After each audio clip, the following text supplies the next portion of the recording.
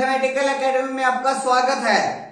Friends, पहले तो मैं माफी चाहूंगा, पिछले 3-4 दिन से मैं वीडियो आपके लिए नहीं डाल पाया, कुछ बिजी शेड्यूल हो गया था मेरा। तो फ्रेंड्स, आज हम गेट 2016 लीनियर अलजेब्रा के रिमेनिंग क्वेश्चन करेंगे। 2 क्वेश्चन हमने वहां की कर लिए थे। आज हम थर्ड क्वेश्चन से स्टार्ट करते हैं। थर्ड क्वेश्चन क्या है मेरे पास? Consider the following statement P and Q.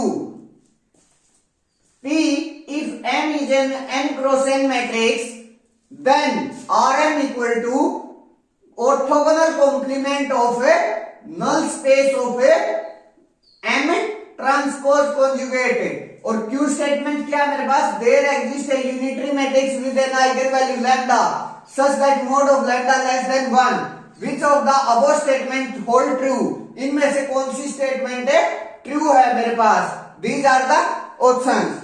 पहले हम P स्टेटमेंट को देख लेते हैं। P स्टेटमेंट क्या है मेरे पास? M कोई भी एक कॉम्प्लेक्स मैट्रिक्स दे रखी है। उसके बाद ये पूछ रहा है कि जो रेंज स्पेस ऑफ M है वो किसके बराबर होगा? Orthogonal complement of null space of M transpose conjugate के बराबर होगा।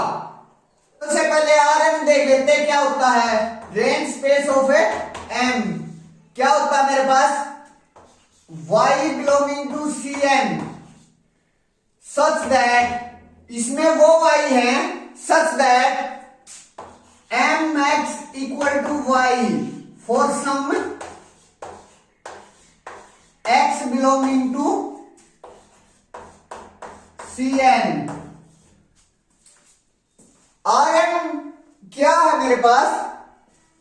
ऐसे अगर किसी एक X की पोस्ट मल्टीप्लीकेशन करूं M के साथ और वो Y आ जाए तो वो Y मेरा रेंज स्पेस ऑफ M में चला जाता है। That's it. अब null space of M transpose conjugate ऐसे X बिलोंगिंग टू Cn है सच दैट अगर मैं M ट्रांसपोज कॉन्जुगेट के साथ पोस्ट मल्टीप्लीकेशन करूं X की, वो मेरे को नल प्रोवाइड कर दे, नल वेक्टर दे जाए, तो मेरे पास जो X है वो नल स्पेस में चला जाएगा M ट्रांसपोज कॉन्जुगेट की। अब इसका orthogonal complement M transpose conjugate, इसका ऑर्थोगोनल कॉम्प्लीमेंट ऐसे Z belonging to Cn such that जो इसके साथ इनर प्रोडक्ट 0 प्रोवाइड कर दें। Inner product of x, z equal to 0 for all x belonging to M transpose conjugate. वो z से M orthogonal complement में जाएंगे जो M ट्रांसपोज के नल के हर वेक्टर के साथ इनर प्रोडक्ट क्या दे दे मेरे को? 0 दे दे। That's it. अब मेरे को Rm और orthogonal complement of N transpose conjugate ये दोनों इक्वल दिखाने हैं। तो पहले हमें एक इसका वेक्टर लेकर चलेंगे और इसमें दिखा देंगे, और फिर दोबारा से इसका एक आर्बिट्रेरी वेक्टर लेंगे और उसमें दिखा देंगे। तो मेरे पास ये जो Rm equal to orthogonal complement of N transpose conjugate हो जाएगा। पहले हमें इसको इसमें दिखाएंगे, तो पहले मैं एक वेक्टर इसका लेकर चलता हूं। अगर मैं Y बिलोंगिंग टू Rm से लेकर चलूं तो मेरे पास एक X ऐसा मिलेगा जो कि Mx इक्वल टू Y दे दे फॉर सम X। अब क्या करते हैं, हमें N ट्रांसपोज कॉन्जुगेट का एक वेक्टर ले लिया मैंने, V मान लिया मैंने उसको, V belonging to M transpose conjugate. यहां से अब Y जो V है मेरे पास वो तो N ट्रांसपोज कॉन्जुगेट का एलिमेंट है, लेकिन जो Y है वो इस N ट्रांसपोज कॉन्जुगेट का एलिमेंट नहीं है। Y कहीं बाहर का एलिमेंट है, बाहर का एलिमेंट है तो मेरे को v की और y की जो इनर प्रोडक्ट है वो इक्वल टू 0 दिखानी है। अगर मैं वो इक्वल टू 0 दिखा देता हूं तो जो मेरा वेक्टर है y वो किस में प्रेजेंट हो जाएगा, nm ट्रांसपोज कॉन्जुगेट के ऑर्थोगोनल कॉम्प्लीमेंट में चला जाएगा। इसकी डेफिनेशन यही तो है कि v मेरे पास nm ट्रांसपोज कॉन्जुगेट में है और अगर एक वेक्टर ऐसा आ जाए जो इसमें nm ट्रांसपोज कॉन्जुगेट में ना हो और उसकी इनर प्रोडक्ट इसके साथ 0 आ जाए तो मेरे पास जो y है मींस जो z है, यहां z है वो कहां चला जाता है, orthogonal complement of nm transpose conjugate में चला जाता है। सिमिलरली यहां होगा। अब हम इनर प्रोडक्ट करते हैं किस किस का, v कोमा y का इनर प्रोडक्ट किया मैंने। यहां मेरे पास से v भी cn से आ रहा है, y भी cn से आ रहा है। That's it. अगर मैं पहले y की वैल्यू पुट कर देता हूं तो y की जो वैल्यू है मेरे पास वो क्या है, यहां से mx है तो v कोमा mx हो गया। अब क्या करते हैं, इनर प्रोडक्ट सोल्व आउट कर लेते हैं। इसका transpose conjugate into v mx, इसका ट्रांसपोज कॉन्जुगेट किया मैंने इनटू में v कर लिया मैंने, इनर प्रोडक्ट सोल्व कर लिया वहां। अब ट्रांसपोज कॉन्जुगेट को खोल देते हैं तो x transpose conjugate m transpose conjugate into v आ गया मेरे पास। अब जो v है मेरे पास वो null space of m transpose conjugate में है, नल स्पेस में है तो जब उसकी m ट्रांसपोज कॉन्जुगेट के साथ जो मल्टीप्लिकेशन है वो 0 होगी। मींस ये मेरे पास 0 आ गया। ये अगर 0 आ गया तो x ट्रांसपोज कॉन्जुगेट की मल्टीप्लिकेशन 0 वेक्टर के साथ है क्या आती है, 0 आती है। तो मेरे पास जो इनर प्रोडक्ट है v कोमा y का वो क्या आ गया, 0 आ गया। तो जो मेरा y है वो कहां चला गया, orthogonal complement of null space of m transpose conjugate में चला गया। और y लेकर कहां से चले थे, रेंज स्पेस ऑफ m से लेकर चले थे और वो चला गया orthogonal complement of m transpose conjugate में चला गया। इट मींस जो मेरा और जो y है वो आर्बिट्रेरी है तो मेरे पास जो rm है, rm सबसेट हो गया nm ट्रांसपोज कॉन्जुगेट के ऑर्थोगोनल कॉम्प्लीमेंट का। That's it. हमने पहली कंडीशन सेटिस्फाई करवा दी। अब सेकंड कंडीशन से हम यहां का एक वेक्टर लेकर चलेंगे और इसमें दिखा देंगे तो वहां से मेरे पास orthogonal complement of nm transpose conjugate subspace हो जाएगा rm का। That's it. अब मैं इसको उसका सबस्पेस दिखाऊंगा तो यहां से एक आर्बिट्रेरी एलिमेंट उठाऊंगा। आर्बिट्रेरी मान लिया मैंने z है, z belonging to orthogonal complement of nm transpose का कोई भी एलिमेंट उठाया। अगर वो इसके ऑर्थोगोनल कॉम्प्लीमेंट में जा रहा है तो जितने भी x होंगे, x belonging to nm transpose conjugate, जो नल स्पेस के m ट्रांसपोज कॉन्जुगेट के जो नल स्पेस के जितने भी वेक्टर होंगे उनके साथ इनर प्रोडक्ट उसकी क्या दे देगा, for all x belonging to nm transpose conjugate such that inner product जो है x comma z equal to क्या आएगा मेरे पास, 0 आएगा। तो और जो x है मेरे पास वो कहां का एलिमेंट हो गया, null space of m transpose conjugate का एलिमेंट हो गया। तो मेरे पास यहां से m transpose conjugate x equal to 0 आ गया। अब यहां से एक तो ये कंडीशन होगी।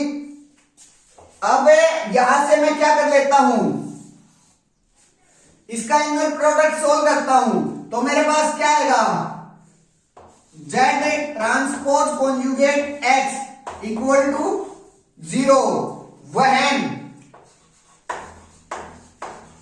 m x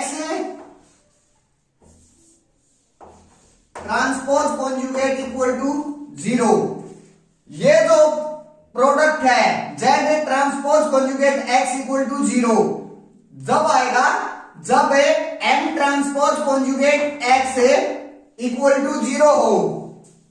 that's it. अब मैं यहां से इस वेक्टर को और इस वेक्टर को कंपेयर कर लेता हूं।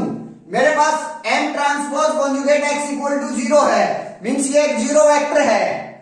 अगर मैं इसमें एक नॉन जीरो वेक्टर की मल्टीप्लीकेशन कर दूं तो मेरे पास कोई गलत नहीं होगा, लेकिन हाँ जो मेरी मल्टीप्लीकेशन है वो कंपेटिबल होनी चाहिए। यहां मेरे पास क्या है, n क्रॉस n है और ये n क्रॉस 1 का वेक्टर है। मेरे पास ये जो वेक्टर है वो क्या है, 1 क्रॉस n और n क्रॉस 1 का वेक्टर है। अब मैं इसको 1 क्रॉस n का वेक्टर लेकर आना चाहता हूं यहां, तो 1 क्रॉस n का वेक्टर लेकर आने के लिए मेरे को m ट्रांसपोज कॉन्जुगेट के साथ किस चीज की मल्टीप्लिकेशन करनी पड़ेगी। अगर मैं यहां y ट्रांसपोज कॉन्जुगेट, यहां y ट्रांसपोज कॉन्जुगेट, अगर y क्या है मेरे पास r cn का एलिमेंट है तो y transpose conjugate 1 cross n का एलिमेंट हो जाएगा, क्योंकि y मेरे पास n क्रॉस 1 का एक वेक्टर लिया मैंने, तो उसका फिर मैंने ट्रांसपोज कॉन्जुगेट कर लिया तो वो 1 क्रॉस n का एलिमेंट हो गया, इनटू में m transpose conjugate n into n cross n। तो यहां से जो मल्टीप्लीकेशन है वो कंपेटिबल होगी, इंटू एक्स इक्वल टू 0। अब यहां से देखिए मेरे पास जो y transpose conjugate m transpose conjugate है वो किसके बराबर हो जाता है, my उसका फिर ट्रांसपोज कॉन्जुगेट। तो यहां से मेरे पास y transpose conjugate m transpose conjugate किसके बराबर हो गया, my के ट्रांसपोज कॉन्जुगेट के बराबर हो गया। तो अब यहां पुट कर दीजिए, यहां से मेरे पास क्या आ गया, अब z transpose conjugate x equal to 0 when my उसका फिर transpose conjugate into x equal to 0 आ गया। ये चीज आ गई मेरे पास। अब यहां से कंपेयर कर लेते हैं, x मेरे पास सेम वेक्टर है और उसकी जो प्री मल्टीप्लीकेशन में है वो एक 1 क्रॉस n का वेक्टर है।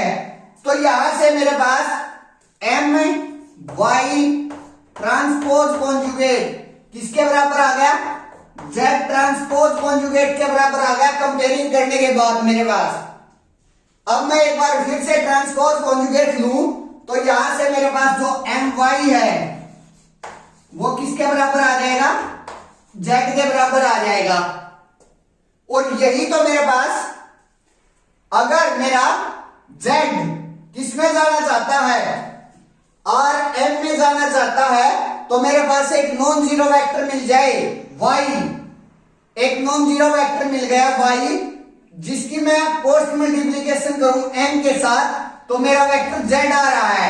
यही मेरी डेफिनेशन rm की रेंज स्पेस ऑफ m की है। तो मेरे पास जो z है वो कहां चला गया, z belonging to range space of m में चला गया, रेंज स्पेस ऑफ m में चला गया। और लेकर कहां से चले थे, orthogonal complement of n transpose conjugate से लेकर चले थे और आर्बिट्रेरी एलिमेंट था। तो यहां से मेरे पास एक ये वाली कंडीशन आ गई कि जो orthogonal complement of n transpose conjugate है वो सबस्पेस हो गया Rm का। पहले हमने Rm को सबस्पेस दिखा रखा था, तो इन दोनों से मेरे पास Rm और orthogonal complement of n transpose conjugate equal हो गए। दैट्स इट, मींस जो P स्टेटमेंट है मेरी वो ट्रू हो गई। इन यूजुअली एक रिजल्ट होता है, रियल नंबर में मेरे पास यहां एम ट्रांसपोज आ जाता है, लेकिन अगर कॉम्प्लेक्स की बात करते हैं तो एम ट्रांसपोज कॉन्जुगेट, ये एक डायरेक्ट रिजल्ट होता है। मैंने उसका प्रूफ आपको यहां दिखा दिया। That's it. अब हम क्यू स्टेटमेंट पर आते हैं। मेरे पास जो क्यू स्टेटमेंट है वो क्या कह रहा है, there exist a unitary matrix with an eigenvalue lambda such that mod of lambda less than 1। Means जो यूनिटरी मैट्रिक्स है उसकी कम से कम एक आइगन वैल्यू का जो मोड है मेरे पास वो लेस देन 1 होता है। लेकिन हम जानते हैं जो यूनिटरी मैट्रिक्स होती है उनका जो आइगन वैल्यूज हैं वो उसका यूनिट मॉडुलस होती हैं। मींस वो यूनिट मॉडुलस के सर्कल पर लाई करती है मेरे पास, तो उनका जो मोड है वो कभी भी लेस देन 1 नहीं होता। और ये कह रहा है कि लेस देन 1 है किसी न किसी एक आइगन वैल्यू का। मींस जो क्यू स्टेटमेंट है वो तो फॉल्स हो गई और जो पी स्टेटमेंट है वो ट्रू हो गई मेरे पास। तो ओनली इसका ऑप्शन है b is the correct answer. That's it. Next question, question number 4 क्या है मेरे पास, consider a real vector space V of dimension n and a non-zero linear transformation T from V to V if dimension of T of V less than n and T square equal to lambda T for some lambda belonging to R minus singleton 0, then which of the following statements is true? These are the options. ये जो question है सिर्फ और सिर्फ एक चीज पर depend करता है, एक रिजल्ट पर। अगर आपको वो रिजल्ट याद है तो ये बिल्कुल 1 सेकंड का क्वेश्चन है। देखिए क्या है मेरे पास, टी मेरे पास V टू V एक लीनियर ट्रांसफॉर्मेशन दी गई है और जो V है उसकी जो डायमेंशन है वो n है। और उसके बाद ये दे रहा कि जो dimension of T of V है, dimension of T of V वो स्ट्रिक्टली लेस देन n है। यहां से मैं रेंज स्पेस की जो डायमेंशन है मेरे पास वो क्या है, स्ट्रिक्टली लेस देन n है। अगर स्ट्रिक्टली लेस देन n है तो जो नल स्पेस की डायमेंशन है, डायमेंशन ऑफ नल स्पेस वो क्या है, ग्रेटर देन इक्वल टू 1 है। क्योंकि dimension of null space plus dimension of range space वो किसके बराबर होता है, डायमेंशन ऑफ डोमेन के बराबर। और यहां जो डायमेंशन ऑफ डोमेन है वो कितनी है, n है। तो अगर ये स्ट्रिक्टली लेस देन n है तो ये ग्रेटर देन इक्वल टू 1 होगा। That's it. अब मेरे पास नलिटी 1 या 1 से ज्यादा है और रिजल्ट क्या है, अगर मेरे पास डायमेंशन n है, रैंक r है, तो पक्का एटलीस्ट कम से कम n minus r eigen value 0 पक्का होंगी। मींस 0 की जो एल्जेब्राइक मल्टीप्लिसिटी है वो कम से कम n माइनस r तो पक्का होगी। तो यहां से मेरे पास जो नलिटी है वो ग्रेटर देन इक्वल टू 1 है। तो 0 जो मेरी आइगन वैल्यू है वो 0 की जो एल्जेब्राइक मल्टीप्लिसिटी है कम से कम 1 तो पक्का होगी। That's it.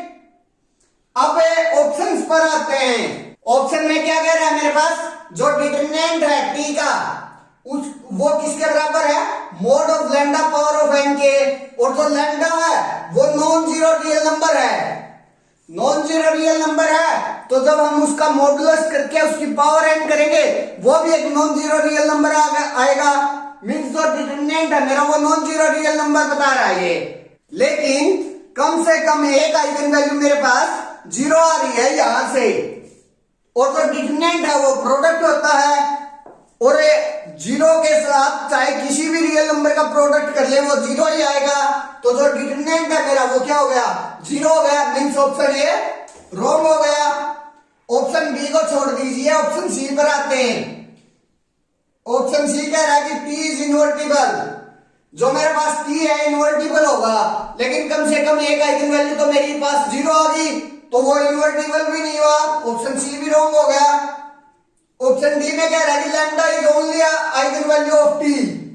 Lambda non zero real number है, हमें नहीं पता वो आइगन वैल्यू होगा या ना होगा, नहीं होगा, लेकिन इतना जरूर पता है कि जीरो है, पक्का आइगन वैल्यू होगा। तो लैम्डा से अलग भी मेरे पास एक आइगन वैल्यू है जीरो, क्योंकि लैम्डा एक नॉन जीरो रियल नंबर है। तो मीन्स ये ऑप्शन भी रॉन्ग हो गया।